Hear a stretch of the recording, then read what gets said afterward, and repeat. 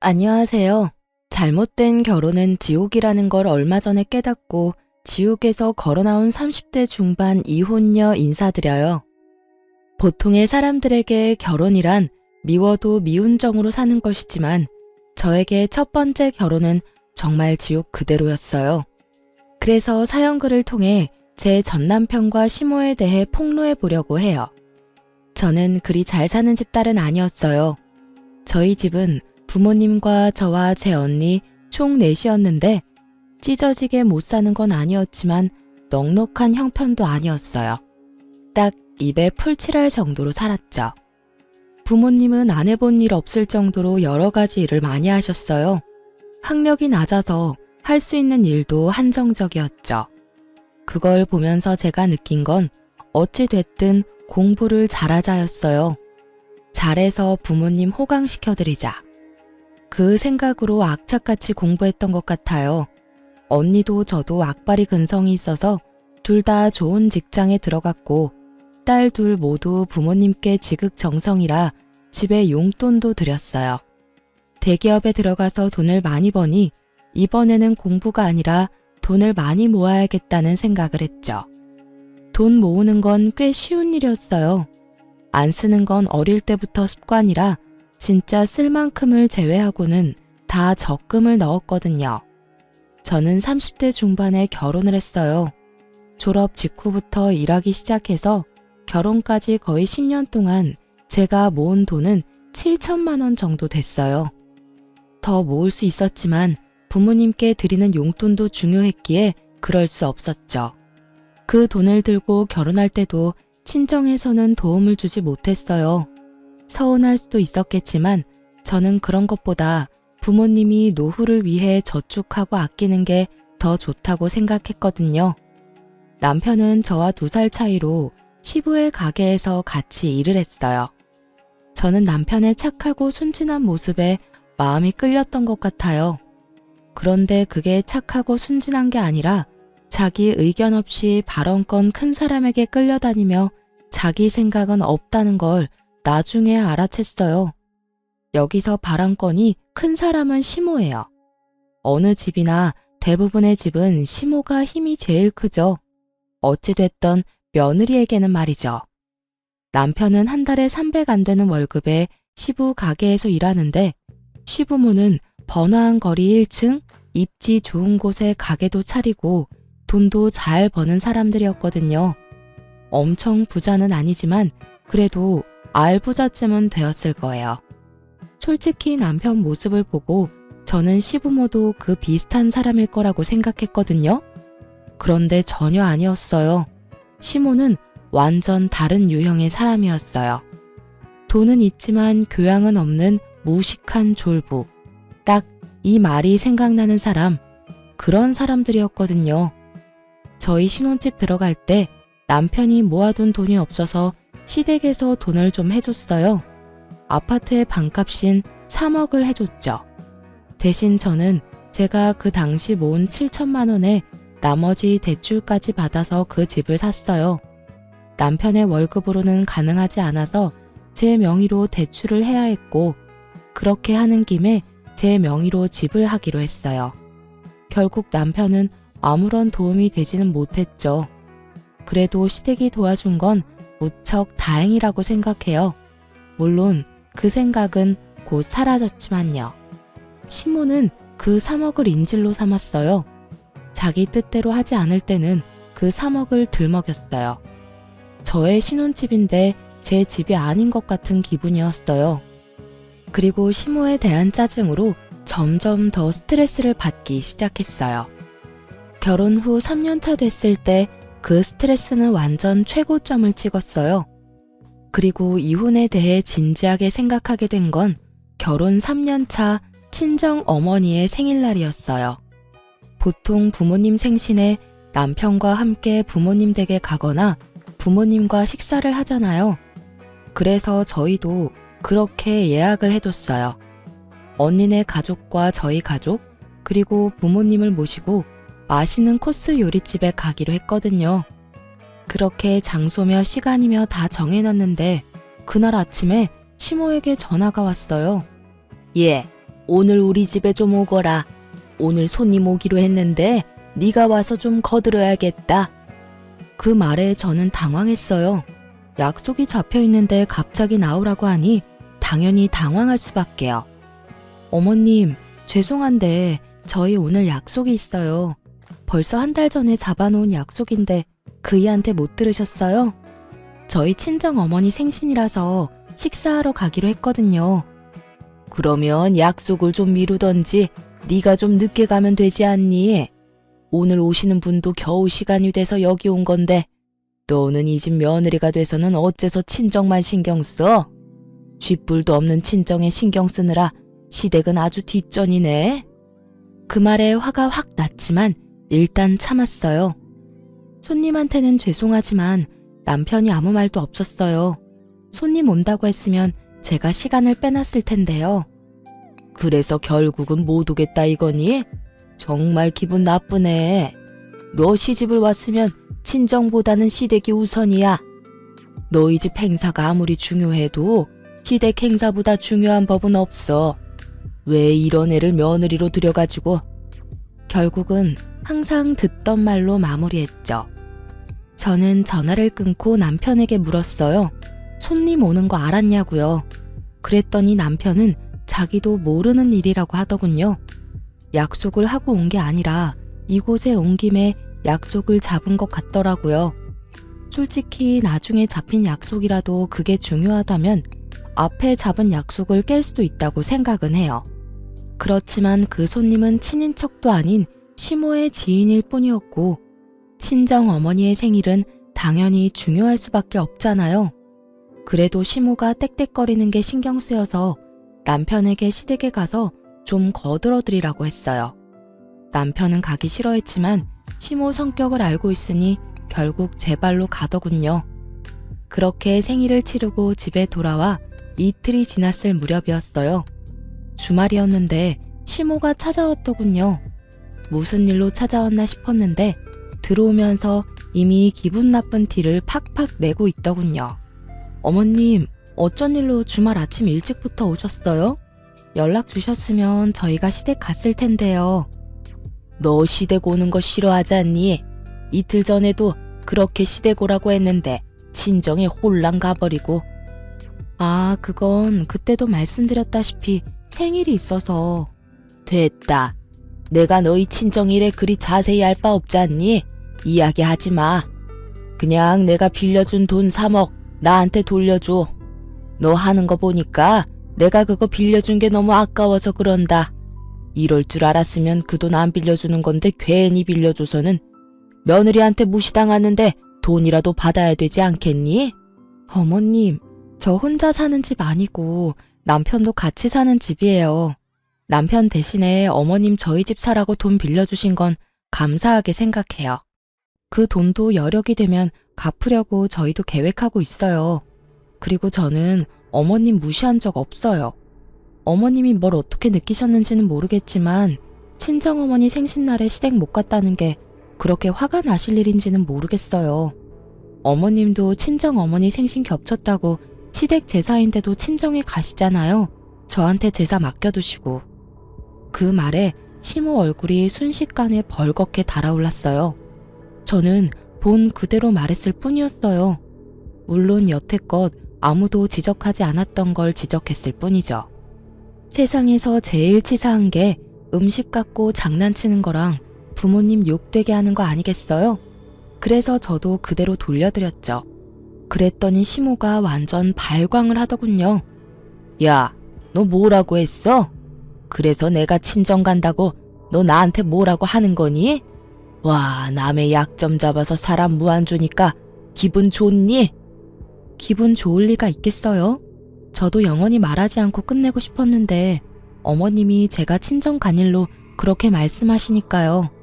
제가 어머님을 무시한 적 없다는 걸 알려드리고 싶어서 말씀드렸어요. 그리고 매번 빌려주신 돈 3억을 인질로 잡으시는데 그러지 말고 이 집 팔고 다른 곳으로 이사 갈게요. 어머님이랑 남편이 원해서 이 지역으로 온 거잖아요. 솔직히 집값은 비싸고 집은 작아서 마음에 안 들었어요. 차라리 시댁에서 좀 멀더라도 더 크고 저렴한 집 찾는 게 나을 것 같네요. 그 말에 남편과 시모 얼굴이 모두 죽상이 됐어요. 특히 남편이 더 싫어했어요. 제 이야기가 나오자마자 시모를 데리고 밖으로 나가더군요. 엄마, 제발 그만 좀 해. 빌려줬으면 그냥 관심 끊고 있어. 우리가 안 갚을 것도 아니고 와이프가 열심히 돈 모으고 있다고. 그리고 엄마도 제사 안 하고 외가에 가는 건 다들 아는 거잖아. 괜히 서로 목에 핏대 세우지 말고 제발 집에 가서 좀 쉬어. 어? 결국 그렇게 시모를 내보내고 남편이 돌아와서는 제게 한마디 하더라고요. 당신도 우리 엄마한테 너무 그러지 마. 친정에서 하는 거 반만큼이라도 해봐. 그러면 우리 엄마도 당신한테 잘해줄 거라고. 솔직히 엄마가 빌려준 3억 없었으면 우리가 언제 이 지역에서 살아보겠어? 친정에서 도와줄 형편이 됐으면 더 좋은 데서도 살았을 거야. 솔직하게 우리 집에 도움 하나도 안 되는 친정 우선한다고 시댁 못 간다고 하면 엄마가 화가 안 나겠어? 가재는 개편이고 팔은 안으로 굽는다던가요. 저렇게 말하는 남편놈을 보니 남편을 보는 눈이 바뀌더군요. 하긴 어느 시점부터 남편에게는 그런 부분이 보였어요. 능력은 없으면서 남의 능력에 기대서 허세를 누리고자 하는 부분. 결혼 전에는 본 적 없었던 새로운 모습이었죠. 이 집을 선택하게 된 것도 제 입김이 들어간 건 절대 아니었어요. 시모가 시댁과 가까우니 이 집으로 하고 싶다고 한 거였죠. 솔직한 제 심정으로는 굳이 돈만 많이 나가는 이런 집보다는 외곽이라도 이보다는 좀 저렴하고 평수가 좀 더 컸으면 하는 바람이었거든요. 그러면 시모 돈도 빌릴 필요도 없고요. 따지고 보면 3억을 인질로 삼게 된 것도 모두 시댁 탓인데 매번 피는 저만 보고 있으니 열이 받잖아요. 저도 말이 곱게 나오진 않았죠. 이런 데서 산다고 몰상식한 사람이 교양 있는 사람으로 바뀌진 않아. 여기서 살자고 한 사람도 당신이랑 시모지 내 입김 하나도 안 들어갔잖아. 그리고 내 앞에서 친정 은근히 돌려가는 거 기분 나쁘거든? 친정이 능력이 없어도 이 집에 들어간 돈 절반은 내 돈인 거 알지? 거기에 비하면 당신은 돈 한 푼 안 내고 잘 살고 있잖아. 부모님이 돈 내도록 만들어서 결국 그 탓에 매번 문제 생길 때마다 3억 인질 잡혀서 나 스트레스 받게 만든 것도 짜증나는데 말 함부로 하지 말고 가려서 하라고. 제 말에 남편이 뚱한 얼굴로 입을 닫아버렸어요. 자기도 자존심이 있으니 제 말에 기분이 나빴을지도 모르죠. 그런데 오는 말이 고와야 가는 말이 곱다고 먼저 좋게 이야기했으면 제가 그런 자존심 상하는 말을 했겠냐고요. 오죽하면 제가 그런 이야기까지 꺼냈겠어요. 토라진 남편은 방으로 들어가 버리고 저는 텅 빈 거실에서 한참을 생각했어요. 지금 당장 남편의 행동으로 시모가 집에 돌아간 건 다행이라고요. 그런데 계속 이렇게 놔둘 수는 없었어요. 무슨 일 생길 때마다 저희 신혼집은 볼모가 되어버리잖아요. 시모의 그 말에 스트레스 받으며 끙끙대는 것도 이제는 못할 짓이더라고요. 그래서 그날 이후부터 저는 열심히 시모의 3억을 갚을 방법을 찾으려 했어요. 물론 저금은 하고 있었지만 그것만으로는 턱없이 모자라단 걸 알았거든요. 3억이 만들어지는 시간까지 시모에게 시달릴 생각을 하니 앞이 캄캄해서 어떻게든 그 3억이라는 빚을 탕감할 수 있는 방법을 생각하기로 했어요. 그리고 그 방법은 생각보다 가까이 있었어요. 남편이 결혼 후 몇 번 제게 돈을 빌려달라고 했거든요. 뭘 하려는 건지는 몰랐지만 저는 그럴 때마다 한 가지만 받았어요. 차용증이요. 물론 부부 사이에 그게 중요하지는 않지만 제게는 남편이 제 돈을 빌려갔다는 증거 자체가 필요했거든요. 언젠가 그 남편의 부채가 저 3억을 없애줄 수도 있겠다는 생각을 했죠. 물론 지금 당장은 전혀 도움은 안 되는 빚덩어리지만요. 그 이후로 시모는 여전했어요. 매번 수틀리면 3억을 들먹이는 것도 여전했고 저를 쥐잡듯 잡는 것도 여전했어요. 그러다 결혼 5년 차쯤 되던 해에 저희 친정에 큰일이 터졌어요. 바로 언니의 투병 소식이요. 언니는 저와 나이 차이가 꽤 났어요. 하지만 그 덕분인지 저는 엄마보다는 언니 밑에서 자란 것처럼 그렇게 언니 바라기로 컸거든요. 그만큼 언니는 제게 의미가 큰 사람이었고 부모님만큼 중요한 사람이었어요. 대학 갈 형편이 안 되는 저희 집에서 저를 대학에 보내도록 해준 게 저희 언니였으니까요. 그 은혜는 진짜 말로 할 수 없을 만큼 크다고 생각해요. 친정 엄마에게 언니의 신장이 안 좋고 이식을 해야 할지도 모른다는 이야기를 들었을 때 다음날 당장 병원으로 달려가 적합한지 검사까지 받았어요. 그리고 정말 다행스럽게도 저는 적합하다는 판정을 받았어요. 제가 이식을 해주겠다고 했더니 언니가 먼저 말리더라고요. 너 아직 애도 안 낳았어. 너한테 그런 역할 시키고 싶지 않아. 너한테서는 신장 안 받을 거야. 내가 어떻게 네 남은 삶을... 언니, 나 죽는 거 아니야. 그냥 좀 더 관리하면서 살게 될 뿐이라고. 신장 떼주고도 임신하고 애 낳는 사람 있어. 그러니까 너무 걱정하지 마. 나 몰라? 나 진짜 관리 잘할 자신 있는데? 그래도 안 된다며 거절하는 언니를 겨우 설득하고 나니 부모님이 저한테 미안하다고 고맙다고 하더라고요. 가족끼리 뭐 그러냐고 그랬죠. 솔직히 나는 다른 그 어떤 것보다 가족이 중요하다고 했어요.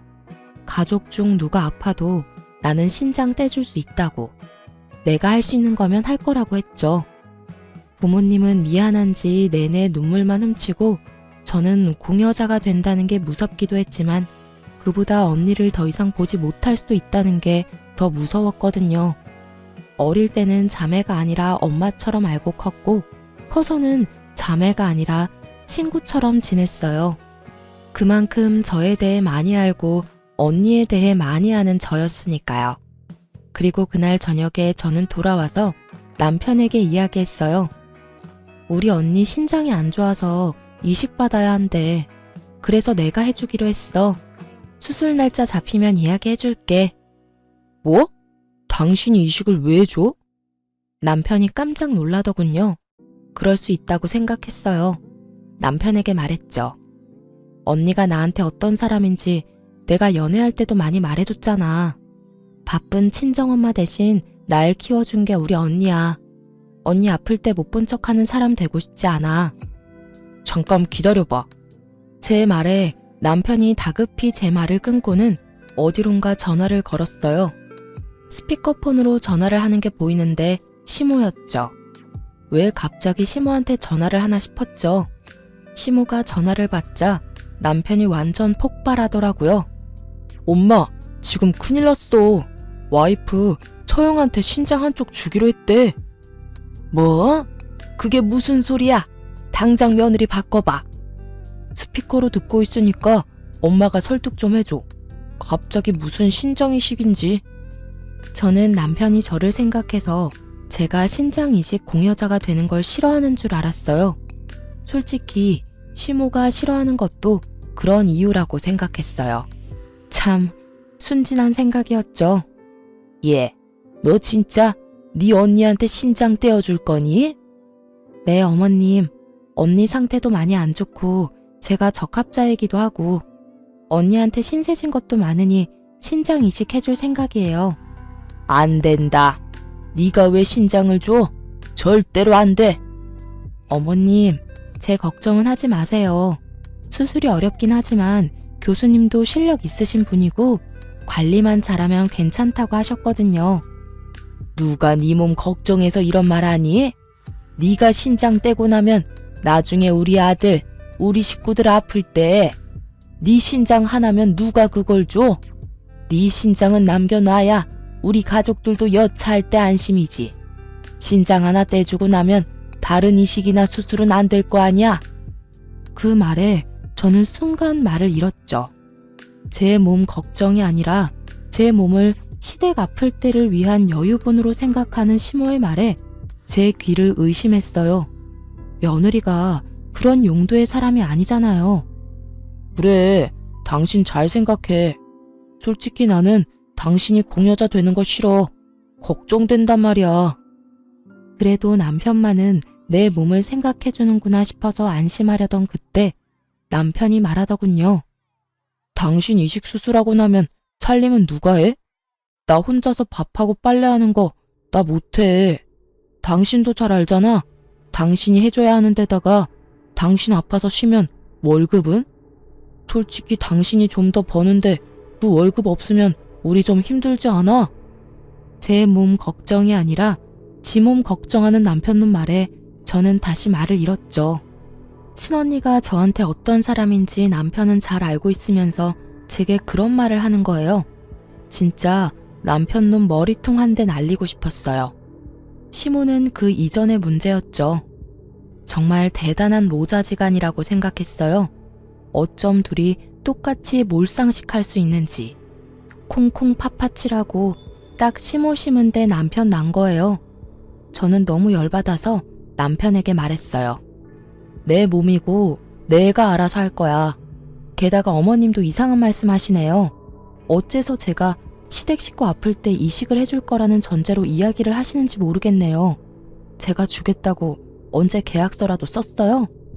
그런 건 계약서를 안 써도 당연히 해야 하는 거 아니니? 네 남편이 지금 당장 아프다고 하면 당연히 네가 이식이든 뭐든 해야 하는 거 아니냐고. 물론 부모인 우리들이 아파도 마찬가지지. 며느리가 돼서 그런 건 당연한 거야.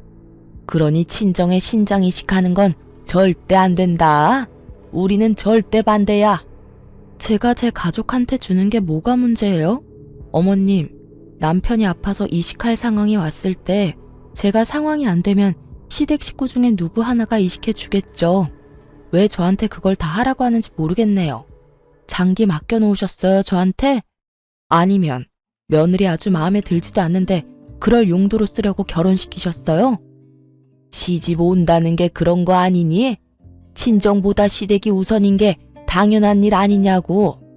너 항상 그런 식으로 삐딱하게 구는데 이번에는 절대로 그냥 못 넘어가. 너 그 이식 아주 하기만 해봐.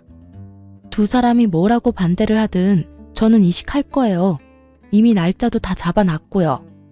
저는 그렇게 말하고 대화하기 싫다는 듯 집을 나와버렸죠. 저런 인간들을 가족이라고 데리고 있는 제가 너무 불쌍하고 비참하더라고요. 제 가치가 그것뿐이라는 듯 말하는 시모와 남편이 너무 짜증나고 열받았어요. 집에 돌아오니 꼬치꼬치 언제 수술이냐고 묻는 남편에게는 대답조차 해주지 않았어요. 분명히 반대하면서 방해할 게 뻔해 보였거든요. 그리고 제 예상 그대로 시모와 남편은 어떻게 알아냈는지 이식 수술날 집 앞에서 저를 막고 섰어요. 가지마. 너 경고했어. 별것도 아닌 집안에 네 몸뚱이 주는 거 나 용납 못해. 그 몸 고스란히 시댁 가족을 위해서 관리나 하라고. 안 그래도 너희 시아버지 요새 간이 안 좋아서 힘든데 혹시라도 이식할 상황 생기면 네가 책임져야 하지 않겠어? 이런 식으로 몸 상태 망가뜨리는 거 난 용서 안 할 거야. 그만 좀 하세요. 두 사람 다. 도대체 왜 이러시는 건데요? 그리고 제가 시댁에 간이라도 맡겨놓은 줄 아세요? 그리고 적합검사 몰라요? 어차피 제가 주고 싶어도 적합검사에서 떨어지면 못 주는 거라고요. 언니랑 제가 맞은 건 자매라서 확률이 높았던 거였고요. 시댁 가족이랑 제가 그쪽으로 적합할 확률은 거의 없다고요. 제 말에도 시모는 아주 막무가내였어요. 그런 말로 나 속이려 해도 나는 안 속아. 어찌됐건 너도 이식 후보에 오르려면 몸 상태 무조건 좋아야 하는 거 내가 모를 줄 아니? 만약 이 상태로 진짜 가면 너 우리 아들이랑 이혼하게 될 거야. 가고 싶으면 이혼 생각하고 가. 그 말에 저도 확 돌아버렸죠. 아니, 이 사람들이 뭔데 제가 제 가족을 위해 하겠다는 일을 막는 건지. 솔직하게 말해볼까요? 만약 어머님과 남편이 제 몸 걱정해서 혹시라도 이세가 생겼을 때 제가 감당하기 힘들어할까봐 이식을 막았다면 저도 다시 생각은 해봤을 거예요. 지금 제 가족은 남편이 맡고 친정집을 위해서 가족의 걱정을 무시하는 것도 미안한 일이니까요. 그런데 아다르고 어다르다고 이식을 반대하는 이유가 저딴 저급한 이유였다뇨. 그걸 듣고 나니 괜한 반발심에 언니에게 더 주고 싶어지더라고요. 게다가 신장 이식해주려면 이혼을 생각하라는 시모 말에 저도 참다 결국 터져버렸죠. 아, 그러세요? 그러면 이혼 생각하고 계세요. 저는 언니한테 신장 이식해주는 거 포기 안 해요. 아니, 포기 못 해요. 어머님 남편 말하는 거 들으니 기가 막혀서 오히려 더 해주고 싶네요. 웃겨, 진짜. 며느리를 뭐라고 생각하는 거야? 당신도 마찬가지야. 남편이 되어가지고는 고작 몇 주 살림하는 거 힘들다고 처형 다 죽어가는데 이식해주지 말라고. 찌질하기가 아주 역대급이야, 그치? 너 같은 인간이랑 내가 살 맞대고 살았다고 생각하니까 징그러워서 소름이 돋아. 우리 식구들 앞에서는 온갖 착한 척 다 하더니 결국은 제 몸 생각해서 처형 아픈 거 모른 척하는 꼬락선이라니. 비켜! 결국은 남편과 시모를 놔두고 빡 돌아버린 저는 거칠게 현관문을 열고 밖으로 나갔어요. 뒤에서 시모가 고래고래 고함을 질러대더군요. 오냐! 누가 후회 하나 두고 보자! 너 신장 하나 주고 얼마나 잘 살 수 있겠어? 그런 병신 같은 며느리 우리 쪽에서 사양이야. 정말 마지막까지 사람 기분 상하게 하는데 도 같은 분이다 싶었어요. 그 이야기 싹 무시하며 병원으로 갔어요. 제 기분과는 상관없이 수술은 잘 됐어요. 그리고 이후 입원해 있는데 시모가 남편을 대동하고 병원으로 왔더군요. 그때는 병실에 딱 아무도 없는 상황이었어요. 친정 부모님이라도 있었으면 저 대신 욕을 해주셨을 텐데 천하의 지랄 맞은 성격인 저라도 아플 때 그 사람들 얼굴을 보니 만사가 다 귀찮아지더라고요. 그런 제 앞에서 시모가 서류를 하나 턱 내놓더군요. 이혼 서류였어요. 너 우리 집 의견 무시하고 혼자서 신장 하나 떼줬으니 약속대로 어서 이혼해라. 우리는 너 같은 며느리 데리고 있기 싫어. 시모의 모습을 보며 만사 귀찮았던 저는 싱긋 웃었어요. 감정 없이 웃는 건 힘이 하나도 안 들잖아요. 예, 이혼해 드릴게요. 쇳불도 당김에 빼라고. 이렇게 직접 오셨으니 제가 지금 당장 써드릴게요. 당장 가져가서 접수시키세요. 저는 그렇게 말하며 그 자리에서 환자 침상에 있는 식탁을 꺼내 서류에 빈칸들을 채워나갔어요. 아주 흔쾌히 서류를 작성하는 제 모습을 보던 시모는 그 모습마저도 마음에 안 들었는지 저한테 한마디 더 붙이더라고요. 그리고 너희 신혼집에 넣어준 돈 3억 당장 갚아. 너한테 그런 돈 투자했다는 거 생각하니까 억울해 죽겠어. 그 돈으로 재테크를 했으면 돈을 더 벌었겠지. 되지도 않은 며느리 도와주려다가 뒤통수나 맞고. 세상에 이런 불쌍한 시어머니가 어딨어? 아, 그 돈 3억요. 그 중에 1억은 아드님한테 받으세요. 2억은 집 팔고 나서 제 돈으로 드릴게요. 제 말에 시모가 눈을 꿈뻑꿈뻑 하더군요. 그게 무슨 소리야? 우리 아들이 왜 나한테 1억을 줘? 그 집이 네 명이고 3억을 내가 줬고 우리 아들은 돈 한 푼 안 냈는데. 아, 아드님이 이야기 안 하셨나 보네요. 당신 어머님한테도 이야기 안 했어? 그런 말을 안 하면 곤란하지. 이제 두 사람 재산 정확하게 갈라야 하는데 이런 다툼의 여지를 남겨두면 일이 좀 커지잖아. 제 말에 남편은 꿀먹은 벙어리가 됐어요. 기세 좋게 시모 앞세워 들어올 때는 그런 생각 들지도 않았나 보죠. 당신 집 담보로 돈 1억 빌려갔잖아. 그거 빌려가서 코인 하다가 망해서 다 날렸고. 어차피 지금 당장 돈 없지? 그치만 부부끼리 빌린 돈이고. 부부끼리 빌린 돈이라도 차용증은 썼잖아. 그리고 당신이 내 돈 빌려간 건 사실이고 나는 그거 갚으라고 이야기했어. 그거 갚기 싫으면 당신이 어머님 설득해. 그 빚 제하는 조건으로 2억만 받아가시라고. 그럼 딱 되잖아. 눈앞에서 받아야 할 돈이 3억이 2억으로 바뀌니 시모가 화가 나서 버럭거리더군요. 야, 이 망할년이 너 뭔데 우리 아들을 빚진 사람 취급해? 그리고 남편이랑 같이 벌어서 돈 쓰면서 무슨 빌려주고 말고야. 부부끼리 쓴 돈은 부부끼리 알아서 하는 거고 시어머니한테 빌린 돈은 당연히 갚아야 하는 게 맞는 거지. 부부끼리 번 돈을 그렇게 썼다고 하면 저도 별말 안 해요. 그런데 남편은 저한테 생활비 한 푼 준 적이 없거든요. 제가 돈 많이 번다는 이유로 저한테 다 맡겨서요. 생활비도 집 살 때 대출한 금액도 모두요. 남편이 이 집에 기여한 돈은 한 푼도 없어요. 그러니까 저는 남편에게 제 돈을 빌려줬고요. 애초에 합친 재산이 없는데 뭘 당연히 둘이 갚는다는 거예요? 제 말에 시모 얼굴이 벌겋게 달아오르더라고요. 하긴 아들 욕하는 거 들으니 열이 받았겠죠. 근데 사실인 걸 어떡해요? 거짓말을 할 수도 없고. 아무리 마음이 아프고 속이 쓰려도 진실이 뭔지는 알아야 하잖아요. 제 말에 시모가 열받았는지 병실이 떠나가라 소리를 지르더군요. 야, 우리 아들한테 돈 빌려줬다고 생색내는 거야? 너 가만 안 둬. 시댁 남편 무시하고 신장 이식해준 거 나는 절대로 인정 못해. 결혼할 때 돈 한 푼 안 해준 가짜는 친정에 신장까지 떼어주고 우리가 왜 너 같은 반병신을 떠안아야 하는데? 그거야말로 이혼감이야.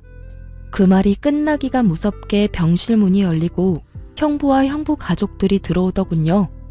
저는 이런 수치스러운 모습을 보인 게 민망해서 얼굴이 벌개졌고 시모는 들어온 사람이 저희 부모님이라고 생각했는지 너 잘 만났다 하는 표정으로 몸을 휙 돌리더라고요. 그런데 들어온 형부 가족을 보는 시모가 너무 당황한 모습인 거예요. 이 사람이 왜 이러나 싶었는데 시모가 그러더라고요. 아니, 김 사장님이 여기는 어떻게? 보기 드물게 겸손하고 예의 바른 시모 모습에 저도 놀랐죠. 근데 남편도 똑같이 인사를 하더라고요. 두 사람 모두, 아니 저까지 세 사람 모두 어리둥절한 표정이었죠. 병원에 왜 왔겠습니까? 아픈 사람 병문안 왔죠. 저희 며느리 구해준 은인 보러 왔는데 여기서 보게 될 줄은 몰랐네요. 며느리요? 설마? 예, 사돈 처녀가 우리 며느리 목숨 구해주는 아주 고귀한 일을 해서 내가 살해하려고 왔습니다. 그런데 그런 힘든 일을 하고도 이혼을 당하게 된 걸 보니 제가 너무 미안한 마음이 들어서 안 되겠네요.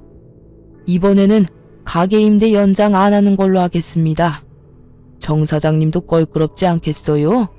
그렇게 욕을 하며 이혼까지 하게 만든 원인이 저희 집 며느리인데 그런 건물에 계속 있는 게 마음 불편하시겠죠? 알고 보니 형부의 아버님이 가지고 계신 건물 1층에서 시부모가 가게를 하는 거였더라고요. 솔직히 저도 사돈 어른이 어디서 뭐 하는 사람인지 몰랐고 알 필요도 없었으니까요. 건물 하나 갖고 있다는 이야기만 들었지 그게 저희 시부모가 일하는 건물일 줄은 몰랐던 거죠. 김 사장님, 그런 거 아니에요. 그런 걸 이유로 계약을 연장 안 해주면 저희는 어떻게 해요? 지금 당장 갈 곳도 없는데. 계약 종료까지는 4개월 남아있으니 그때까지 가게 빼시면 됩니다. 그리고 사돈 처녀하고 이야기 다 끝났으면 나가주시겠습니까? 제가 사돈 처녀한테 사례를 해야 하거든요. 그리 좋은 일을 하고도 이혼 서류를 받는 걸 보니 내가 더 좋은 걸 줘야겠다 싶은 마음이 드네요. 시모와 남편은 건물주의 가시돋친 말에 후다닥 밖으로 나가버리더군요. 솔직히 너무 갑작스러운 일이라 기분 좋고 뭐고 그런 거 느낄 새도 없었어요. 알고 보니 형부가 이미 다 알고 있었더라고요. 저희 시댁에서 제가 신장 이식하는 거 싫어하는 걸요. 그것도 시댁을 위해서 하지 말라고 했다는 것까지요. 형부도 시댁에서 제 몸 생각해서 충분히 그럴 수 있다면서 저에게 끝까지 이식하지 말라고 했었거든요. 그런데 제가 진실을 이야기해줬죠. 그 이야기 듣고 형부의 벙찐 얼굴을 보니 민망하기도 하고 웃기기도 하고 그랬어요. 다른 사람들이 보기에는 정말 비정상적인 심오한 남편이구나 싶었거든요. 결국 형부도 엄청 화내줬어요. 사돈 처녀, 너무 고맙네. 우리 손주가 4대 독자야. 그런 소중한 손주 낳아준 며느리고 그만큼 손주에게는 너무나 사랑하는 엄마이고 아들에게는 너무나 사랑하는 아내지. 그런 며느리를 잃으면 우리 집안 전체가 너무 힘들었을 거야. 그래도 사돈 처녀가 너무 감사한 마음으로 며느리를 살리게 해줘서 내가 너무 감사하네. 평생을 관리하며 살아야 할 사돈 처녀한테 내가 정말 뭐라도 꼭 해주고 싶은 기분이야. 별 말씀을요. 사돈 어른께 저희 언니가 소중한 며느리이듯이 저한테는 소중한 언니잖아요.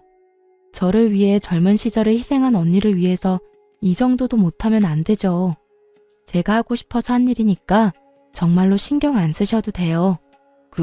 사실은 밖에서 무슨 일이 있었는지 다 들었는데 그 집에 2억을 줘야 한다 하지 않았나? 아, 저희 신혼집 살 때 시어머니가 3억을 해주셨거든요. 남편이 저한테 1억 빌려가서 2억만 갚으면 돼요. 그래, 그럼 내가 그 2억을 사돈 처녀에게 주지. 그렇게 큰 돈은 받을 수 없어요. 돈 받으려고 한 일도 아니고. 그건 내가 잘 알지. 그렇지만 사돈 처녀가 지금 곤란한 것도 잘 알지. 지금 그 집 팔면 손해야. 그러니 내가 2억을 줄 테니 그걸로 그 시댁이나 얼른 떼어버려. 인간 안 되는 사람들이야. 어떻게 신장이식 해준 며느리한테 그런 막말을 해. 그런 사람들하고 같이 있을 필요가 없어. 부동산으로 성공한 사람이 그리 말하니 괜히 신뢰도가 확 올라가더군요. 그리고 형부도 제게 그 돈 꼭 받아달라고 신장 이식 때문에 주는 게 아니라 이식을 안 해줬더라도 처제가 힘들다고 했으면 빌려줬을 돈이라고 하더군요. 그래서 저는 감사하게 그 돈을 받았어요. 그리고 며칠간 조리를 하고 퇴원했어요. 집에 갔더니 남편 놈과 시모, 시부까지 싹 다 모여있더군요.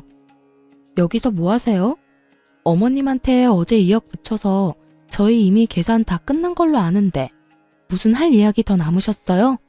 제 말에 시모가 아닌 시부가 답하더군요. 아가, 너희 시어머니가 너한테 무슨 짓 했는지 내가 다 들었어.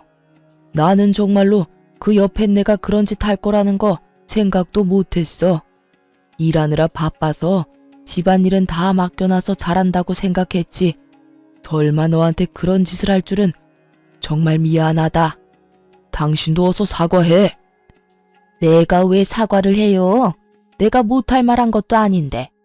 당신도 여기 와서 며느리한테 이러는 거 부끄럽지도 않아요? 다른 데 가서 장사 잘하면 되지 굳이 왜 거기서 해야 되는데요? 왜 가게 입지 때문에 내가 며느리한테 사과까지 해야 하냐고요? 딱 보니 견적 나오더군요. 시부는 건물주의 계약 연장 불가 통보를 받고 화가 나고 당황해서 제게 찾아와 그걸 좀 어떻게 해달라고 제게 부탁이라도 해볼 심산으로 온 거였더라고요. 그런데 시모는 자기들이 번 돈이 얼만데 다른 데 가서 해도 그만큼 버니 굳이 며느리한테 사과할 필요 없다는 생각인 거고요. 당신 진짜 이동한다고 다 잘 된다는 보장이 어딨어? 애초에 당신이 며느리한테 그런 짓만 안 했어도 우리한테 문제가 생길 일은 없지.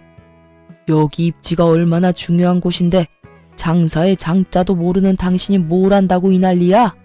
여기서 이러시지 마세요. 저는 어머님한테 돈 2억 드렸고 여기는 이제 제 집이에요. 그러니까 초대 안 한 분들 다 나가시고요. 특히 당신 당장 짐 싸서 시댁으로 가. 꼴도 보기 싫으니까. 버럭하는 제 목소리에 남편과 시부모는 결국 제 집에서 나갔어요. 제가 사과를 받아주던 받아주지 않던 사돈 어른께서는 계약 연장 절대 안 된다고 말씀하셨으니 그 부분은 본인들이 책임져야 하는 거잖아요. 제가 부탁한다면 들어는 주시겠지만 제가 왜 그런 부탁을 해요? 그 사람들 뭐가 좋아서요? 결국 그렇게 저는 이혼하고 자유의 몸이 되었죠. 하지만 그것도 정말 잠시였어요. 형부가 혼자 사는 저에게 친구를 소개시켜줬거든요. 처음에는 정말로 제 건강을 위해서 소개시켜준 사람이었어요. 괜찮다고 하는데도 형부는 제 몸 건강을 엄청 신경 썼거든요. 그러면서 친구 중에 의사가 있는데 그 친구가 잘 봐줄 거라며 소개해줬어요. 저는 정말 남녀로 만난 게 아니라 의사와 환자로 만났는데 결국은 만난 지 2년 안 되는 시점에 재혼까지 하게 되었어요. 저희가 결혼할 때 형부가 더 좋아해줬어요. 그 정도로 형부가 저희 둘을 신경 많이 썼다는 증거겠죠. 그렇게 재혼하고 몇 년 안 돼서 친정아버지를 데리고 남편 병원에서 진료를 보려고 기다리고 있었어요. 그런데 거기서 의도치 않게 전 시모를 만난 거예요. 솔직히 전 시모가 사는 동네 근처라 언젠가는 마주칠지도 모르겠다 생각은 했는데 재혼한 남편 병원에서 마주치니 당황스럽더라고요. 그런데 시모는 대뜸 저희를 보더니 비웃더라고요. 그래, 우리 말 안 듣고 신장 하나 떼어주고 나니까 골골거리지?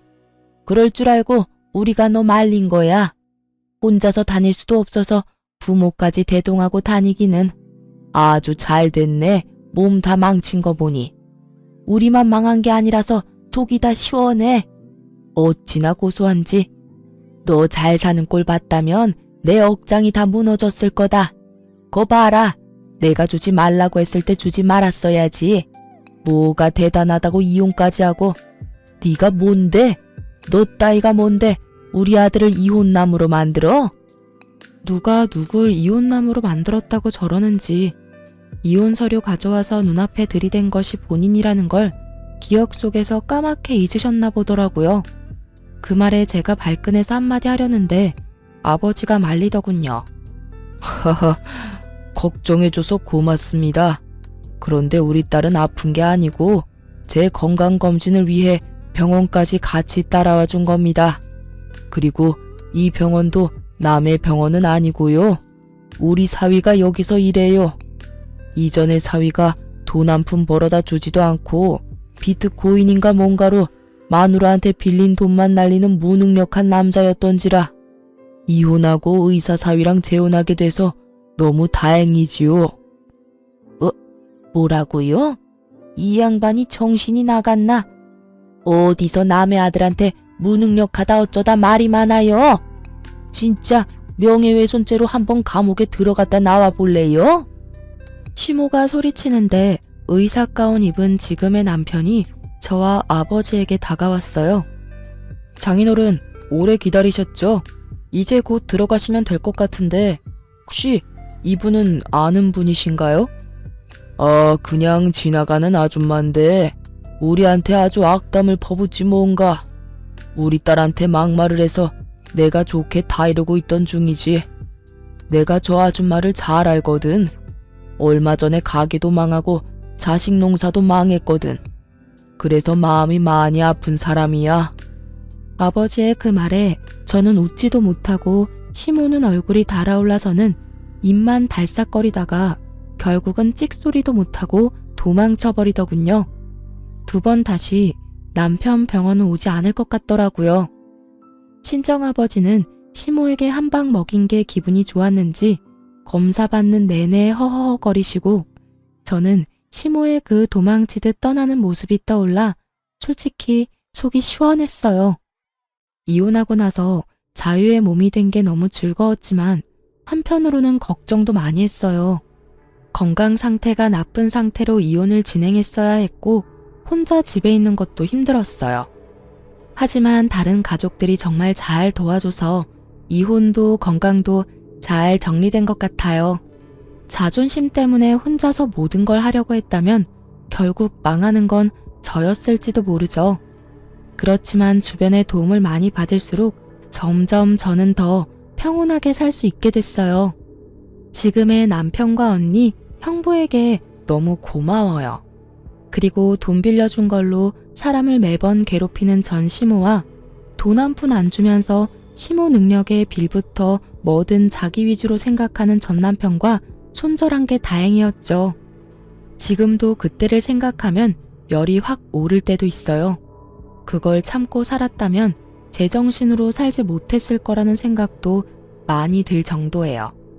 이혼은 가볍게 결정할 일은 아니에요. 그렇지만 내 남은 인생을 어떻게 사는지를 결정하는 일이긴 하죠.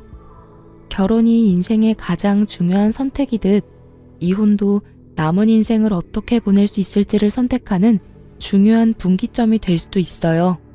글을 쓰면서 많은 생각이 교차했지만 결국에는 이혼은 참 잘했다 싶어요. 마음이 편안하다는 건 그 무엇보다 중요하거든요.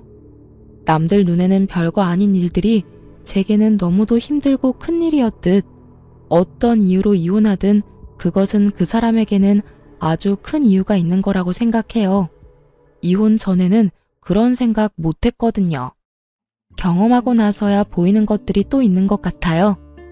쓰다 보니 글이 길어지게 됐네요. 읽어주신 분들 감사합니다.